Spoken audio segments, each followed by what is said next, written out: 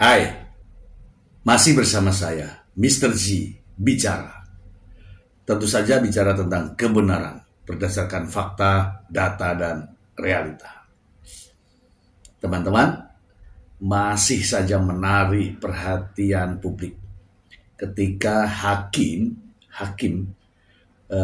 dalam sidang lanjutan, ketika itu ya, sidang lanjutan kasus pemerasan dan tindak pidana pencucian uang yang melibatkan Nikita Mirzani dan asistennya.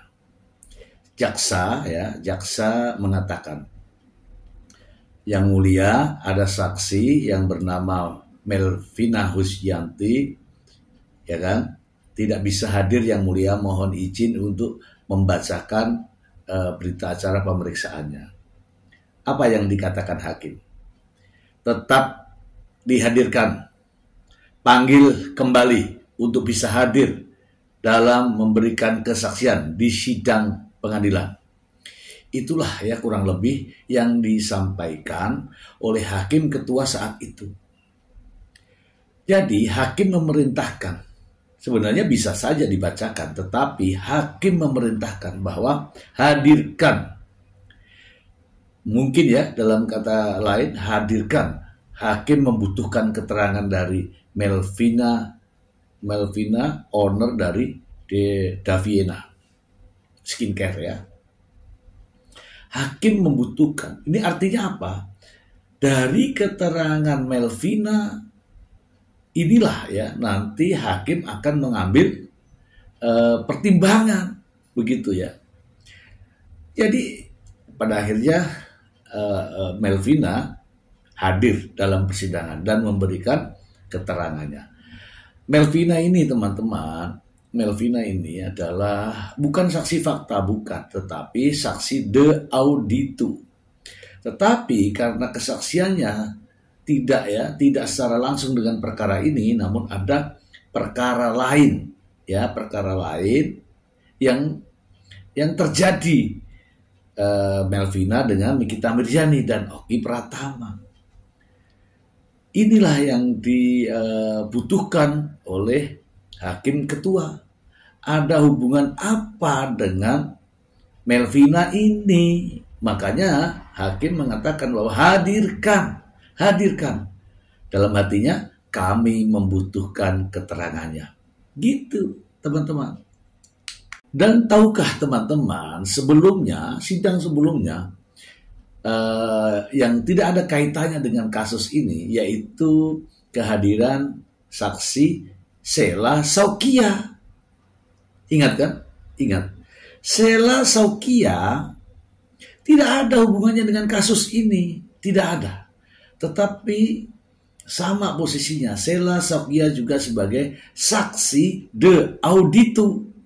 Artinya saksi yang tidak terlibat langsung dalam masalah ini.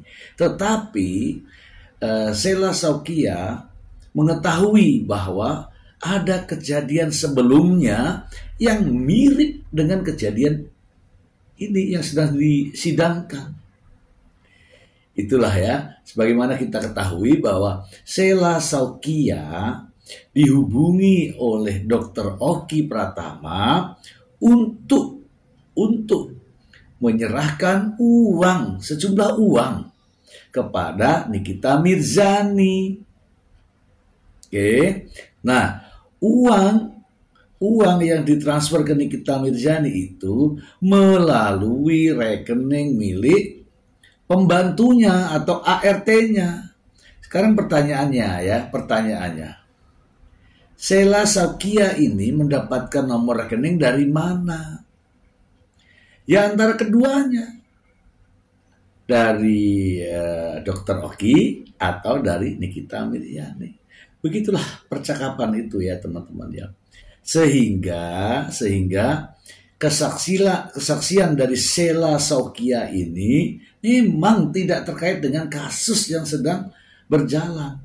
Tetapi memiliki nilai, ini bagi hakim loh ya, memiliki nilai pembuktian bahwa modus-modus semacam ini itu sudah dilakukan kepada orang lain. Gitu ya, teman-teman ya. Nah, jangan ini dulu, jangan prasangka dulu. Nanti dikira saya menggiring opini. Ini fakta ini, bukan menggiring opini. Fakta persidangan. Paham? Nah, terkait nih jadinya. Hakim mendengarkan dari Sheila Saukia. Sheila Saukia tidak terkait kasus ini, tetapi Sheila Saukia menceritakan bahwa ia dihubungi Dr. Oki, kemudian dikasihkan nomor rekening, kemudian mentransfer uang, kemudian. Akhirnya sampailah pada Nikita Mirzani. Lalu, apa kaitannya dengan Melvin? Dari keterangan Sheila Saukia, hakim tidak bisa mengambil kesimpulan karena Sheila Saukia hanya seorang diri. Maka hakim ngotot hadirkan Melvina. Panggil kembali untuk hadir memberikan kesaksian. Nah itu teman-teman. Dari kesaksian Sheila Saukia, dari kesaksian dari Melvina, hakim menambah keyakinannya bahwa ada masalah, ada sesuatu, ada persoalan antara Dr. Oki Pratama dan Nikita Mirzani. Ada hubungannya? Ada. Gitu ya. Dan teman-teman, mungkin teman-teman pernah ya mendengar istilah nama ya, sindikat. Tahu ya, pernah ya. Ini juga menjadi perdebatan di ruang publik ya, di ruang digital, termasuk di komal-komal TikTok ya. Ada istilah sindikat. Apa benar ada sindikat? Saya ingin membacakan ini untuk Anda, istilah sindikat berikut. Kita dengarkan saja ya teman-teman ya. Sindikat adalah sekelompok individu, organisasi, atau lembaga keuangan yang bersatu untuk melakukan bisnis atau transaksi finansial tertentu, seringkali dengan menggabungkan sumber daya dan keahlian mereka untuk mencapai tujuan bersama. Definisi spesifik sindikat bervariasi tergantung konteksnya, mencakup asosiasi bank dalam menjamin sekuritas, kelompok investor yang mengumpulkan modal, atau bahkan organisasi kriminal. Contoh-contoh sindikat. 1. Sindikat keuangan. Sekelompok bank atau lembaga keuangan yang bekerja sama untuk memasarkan dan menjamin penjualan aset baru seperti obligasi dan saham. 2. Sindikat investasi. Kelompok investor, seperti dalam dunia angel investor, yang mengumpulkan uang mereka untuk berinvestasi dalam kesepakatan atau perusahaan rintisan tertentu. 3. Sindikat berita. Organisasi yang memasok berita, artikel, gambar, kepada penerbit surat kabar dan majalah secara bersamaan. 4. Sindikat asuransi. Beberapa perusahaan asuransi yang membentuk sindikat untuk membagi risiko besar dalam mengasuransikan suatu aset atau kelompok orang, seperti dalam asuransi kesehatan karyawan. Dan 5. Sindikat kriminal. Kelompok individu yang memiliki keahlian dan bersatu untuk melakukan tindakan ilegal. Fungsi utama sindikat. 1. Menggabungkan sumber daya dan keahlian. Anggota sindikat menyumbangkan kemampuan dan pengalaman mereka untuk menjalankan proyek atau investasi yang kompleks. 2. Mengurangi risiko. Dalam beberapa kasus, seperti sindikat asuransi, sindikat memungkinkan pembagian risiko yang besar di antara banyak pihak. Dan 3. Meningkatkan efisiensi. Memungkinkan pengumpulan dana yang besar atau pelaksanaan proyek-proyek besar secara lebih efisien dibandingkan jika dilakukan secara individu. Dari kalimat sindikat ini saya tertarik dengan istilah kelompok atau individu yang memiliki keahlian dan bersatu untuk melakukan tindakan ilegal. Yang saya maksud begini, apa kaitannya ya dengan Nikita Mirzani, kemudian Dr. Oki Pratama, kemudian dengan dokter detektif. Apa kaitannya? Sementara saya melihat ketiganya tidak ada kapasitas untuk melakukan review, untuk meminta uang, untuk mengumpulkan uang dan sebagainya, tidak ada. Nah, ini kan jadi pertanyaan. Mungkin teman-teman juga bertanya itu, ya. Jadi sindikat sebagaimana yang sudah disampaikan kepada teman-teman yang lain, ya menimbulkan banyak perdebatan. Gitu ya teman-teman ya. Peran utama Dr. Oki dalam kasus Nikita Mirzani adalah sebagai perantara atau penghubung komunikasi antara Nikita Mirzani dan pihak-pihak lain yang berseteru, termasuk kasus dugaan pemerasan terhadap pengusaha skincare Reza Gladys. Ia juga merupakan teman dekat dan bos Nikita Mirzani, karena Nikita adalah brand ambassador di klinik kecantikannya, Benings Indonesia. Namun, belakangan Oki diduga terlibat dalam pemerasan tersebut, meskipun ia membantah keterlibatan dalam masalah uang antara Reza dan Nikita. Peran sebagai penghubung. 1. Menjembatani komunikasi. Oki bertindak sebagai perantara yang menghubungkan Nikita Mirzani dengan pihak lain, seperti Reza Gladys. Ia membantu Reza mendapatkan kontak asisten Nikita agar bisa mengatur pertemuan resmi. 2. Menjaga hubungan. Oki, sebagai orang yang dekat dengan kedua belah pihak, mencoba menjembatani dan mendamaikan pihak-pihak yang berseteru. Dan 3. Menjembatani antara bisnis skincare dan Nikita. Pemilik bisnis skincare takut produknya diulas negatif oleh Nikita Mirzani, sehingga mereka mencari perantara untuk berkomunikasi dengannya. Dr. Oki berperan dalam menjembatani komunikasi tersebut. Kedekatan dengan Nikita Mirzani. Bos dan brand ambassador, Oki Pratama adalah pemilik Benings Indonesia, dan Nikita Mirzani adalah brand ambassador klinik tersebut. Hubungan personal, mereka dikenal dekat dan memiliki hubungan seperti keluarga. Oki juga mendukung Nikita dalam peristiwa penjemputan Loli, anak Nikita. Dugaan keterlibatan dalam pemerasan. Tuduhan sebagai perantara pemerasan, Oki diduga terlibat dalam kasus pemerasan yang melibatkan Nikita Mirzani, di mana ia disebut sebagai perantara yang menghubungkan Nikita dengan pemilik bisnis skincare. Bantahan dan kesaksian di sidang, Oki membantah tuduhan tersebut dan menyatakan bahwa ia tidak pernah menerima atau meminta uang dari pihak yang berseteru. Ia juga memberikan kesaksian dalam sidang di Pengadilan Negeri Jakarta Selatan terkait kasus tersebut, menjelaskan bahwa ia hanya membantu Reza Gladys mengatur pertemuan.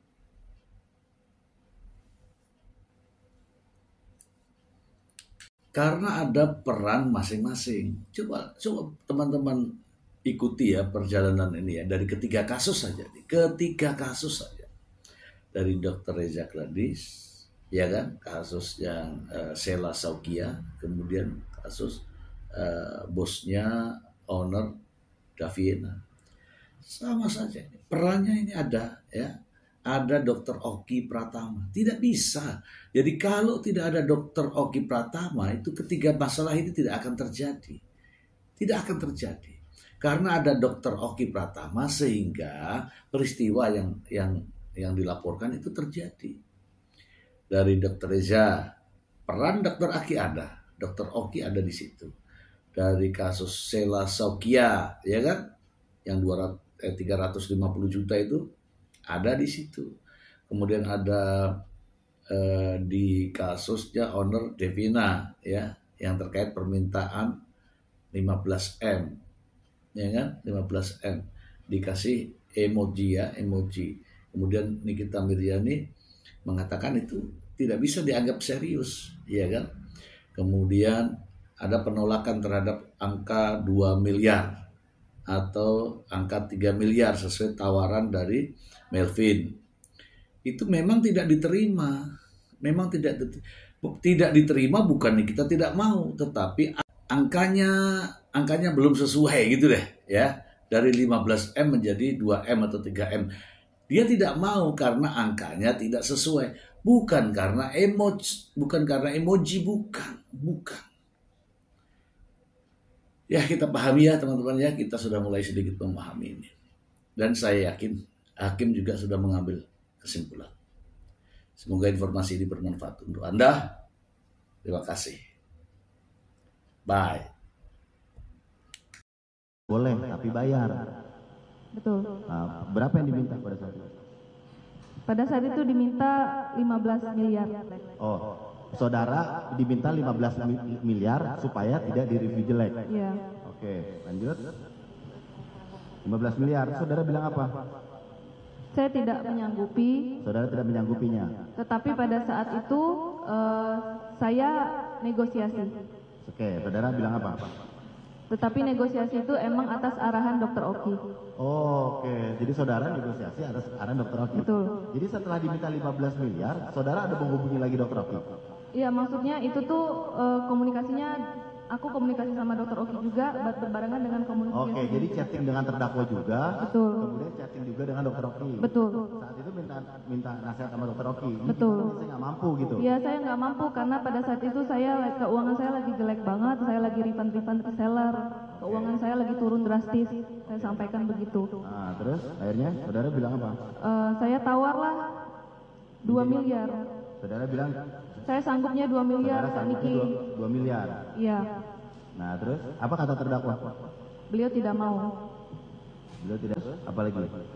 Kemudian saya naikkan lagi menjadi 3 miliar. Terus Beliau juga tidak mau. tidak mau. Terus apa lagi dikatakan terdakwa ini? Intinya Suruh jual mobil, ada suruh jual mobil? ada. Bilangnya gimana? Cicil aja atau jual Ferrarinya. Gitu. Oh, jadi kalau memang nggak sanggup 15 miliar, terus sanggupnya 3 miliar, udah cicil aja kata saudara. Betul, Kalau nggak, jual aja mobilnya. betul. Nah, terdakwa ada saat itu kok bisa si terdakwa tahu saudara punya mobil Ferrari Iya, mungkin dari sosial media. dari sosial media. Jadi terdakwa menyuruh saudara untuk menjual mobilnya. Betul. Terus uangnya nanti kalau dijual buat apa? Buat bayar itu? Saya tidak tahu, iya. Ya, oke. Nah, terus saudara bilang apa lagi setelah disuruh jual mobil dan tidak mau 3 miliar? Pada saat itu saya bilang, saya tidak menyanggupi Kak Niki, saya pasrah aja. Gitu. Oh. Terus saudara kan bilang, Kak Niki, aku hanya sanggup 2M Kak, percaya atau enggak? Terus dia ada bilang, nggak ada uang tutup mulut gue semurah itu, gitu ada? Ada. Ada ya? Oke. Terus saudara bilang keuanganku lagi jelek banget. Terus ada nggak terdakwa ngomong gini? Jangan sebut Nikita Mirzani kalau gue nggak ngelaporin lo di Mabes. Biar lo ngerasain gimana berurusan sama gue seumur hidup lo. Ada. Ada ya? Tapi ada nggak sih? Terus kemudian aku nggak sanggup kalau segitu. Kalau aku sanggup aku usahain. Cicil aja. Betul. Cicil aja. Cicil pun aku nggak berani janji saudara bilang. Iya. Terus ada nggak terdakwa bilang gini? Nego-nego mulu, jual aja Ferrarinya. Terus saudara ada bilang gitu? Ada. Ada. Terus saudara bilang kalau kakak bersedia ada 3M. Nggak ada, lo simpan aja uang itu. Terus saudara bilang aku pasrah aja. Saudara bilang bagus. Betul. Gitu aja, nggak ada yang peduli juga dengan kepasrahan lo. Iya, betul. Sudah beredar. Oke, review. Terdakwa mereview reviewnya seperti apa saudara ya? Seingat saya seperti di live membicarakan jangan beli produk Davina. Produk saudara apa namanya? Daviena. Davina Skincare. Jangan beli produk Daviena. Iya. Karena apa? Overclaim. Overclaim. Nah, terus apa lagi? Jadi kata-kata. Overclaim abal-abal. Overclaim dan abal-abal.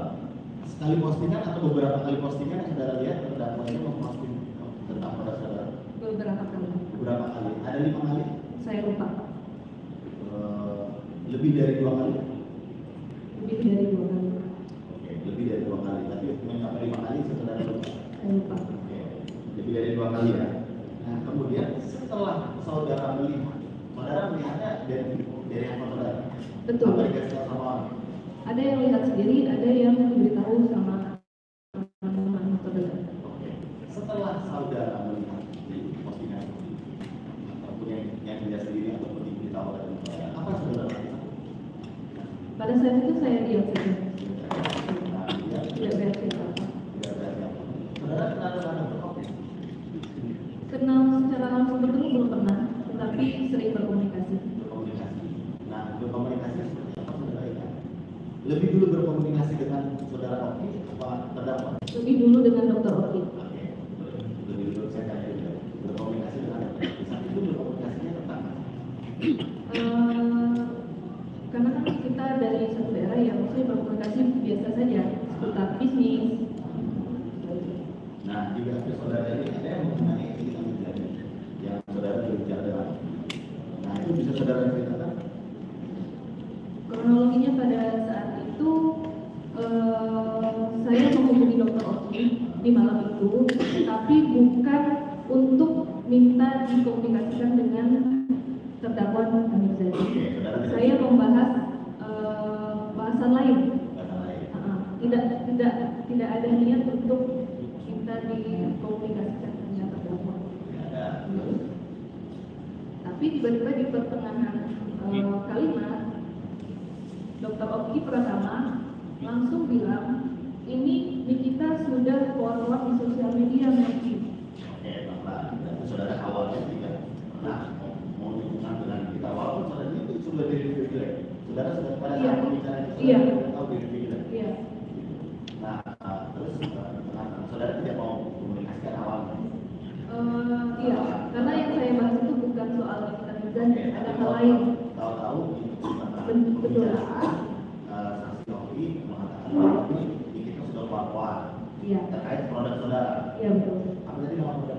Dan Vienna. Daviana. Kemudian nama saudara. Kemudian dia langsung bilang,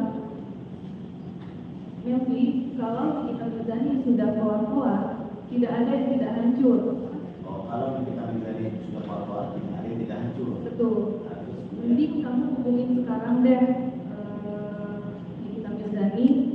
Lalu beliau memberikan nomor telepon kontak Nikita Mirzani dan beliau menyuruh saya untuk menghubungi pada malam itu. dia menyuruh saudara untuk menghubungi pada malam itu juga. Iya betul. Di pembicaraan saudara itu. Iya.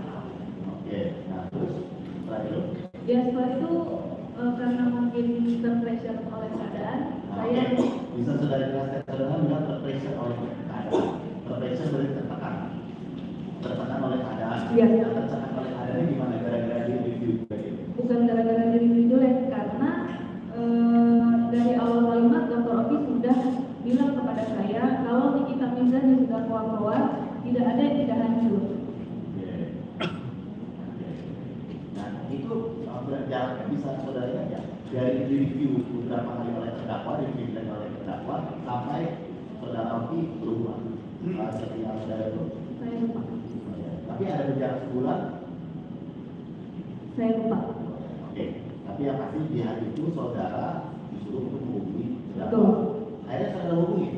Saya hubungi pada malam itu. Saudara WA atau Saya WA. telepon atau gimana? WA. Apa saudara bilang apa? Ya seperti biasa malam Kak Diki, saya Melvi dapat kontak dari Dr. Oki.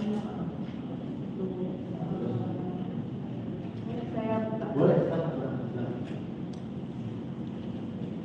Terus Nikita Mirzani langsung membalas apa telepon. Agak keras sedikit ya. Terus Nikita Mirzani langsung membalas apa? Telepon ngapain? Nah, maaf sebelumnya saya di sini kan langsung bilang izin telepon karena diarahkan Dr. Oki. Jadi saya mau mengetik izin telepon Kak Diki, dibalas sama Kak Diki, telepon ngapain? Saudara sama terdakwa ngapain? Apa ngapain? Iya. Ada yang pengen aku omongin Kak. Apa? WA aja gitu. Ya. Terus saya mengucapkan mohon maaf kalau ada salah. Aku lagi kehilangan arah Kak. Apa yang harus aku lakukan untuk kakak nggak ngomongin aku lagi? Oh, jadi saudara bilang apa yang harus aku lakukan? Iya. Saya tidak mau saudara. Iya. Saudara masih mojokan pada saat itu? Pada saat itu, iya. Masih mojokan karena di review. Karena di mojokan karena viewersnya banyak atau followersnya banyak dari terdakwa itu gimana?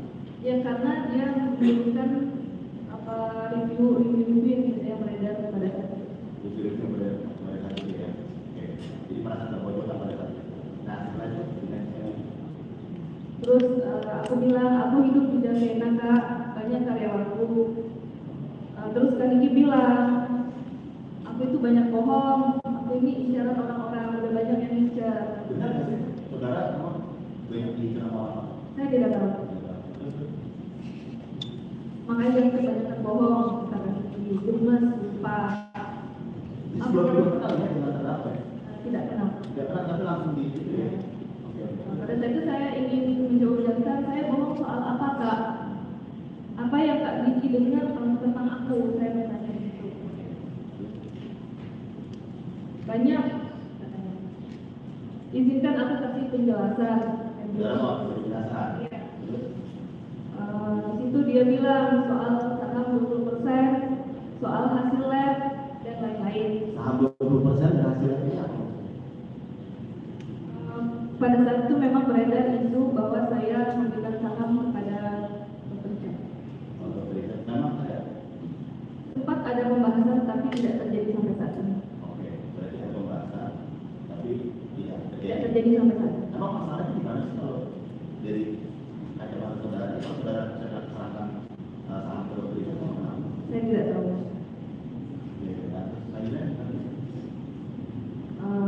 Intinya begitu, saya ingin menjelaskan dari sisi saya.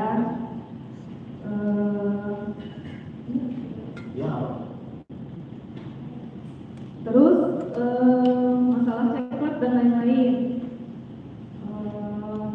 Saya bilang pokoknya itu saya meminta belas kasihan untuk tidak lagi menyebut nama saya. Tidak lagi menyebut nama saudara di media sosial. Betul. Karena pada saat itu saya hamil dan saya menyampaikan saya sedang berbenah kak. Gitu. Oke, selanjutnya berbenah di mana?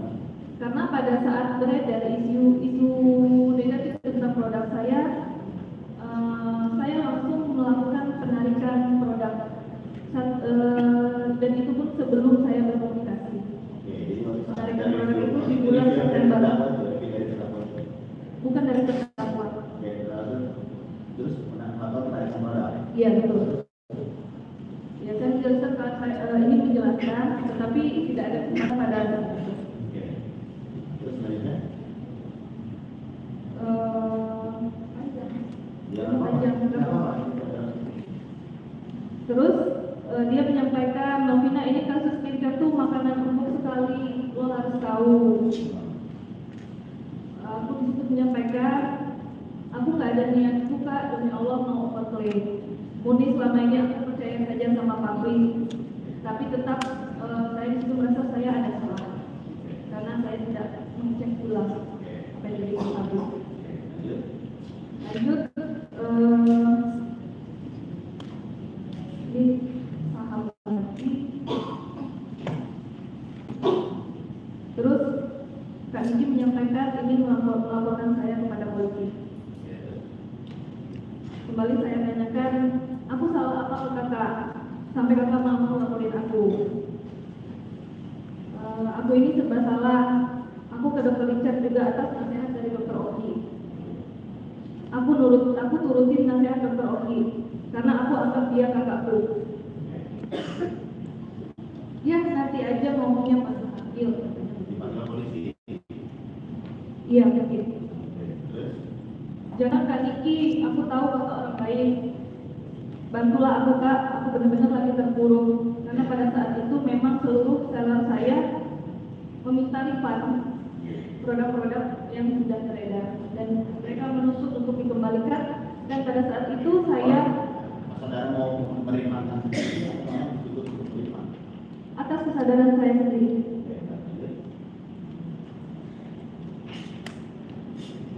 Terus itu saya menyebut kalimat bantu aku. Kita bilang bantu apa coba, kasih tahu mau apa maunya. Terus dia bilang aku menyampaikan anakku masih kecil Kak. Mana ada terpuruk, satu Indonesia tahu kok penghasilanmu banyak. Polisi berapa bilang mana ada terpuruk penghasilanmu banyak. Betul. Polisi juga tahu kok pas tadi ngobrol di Mabes.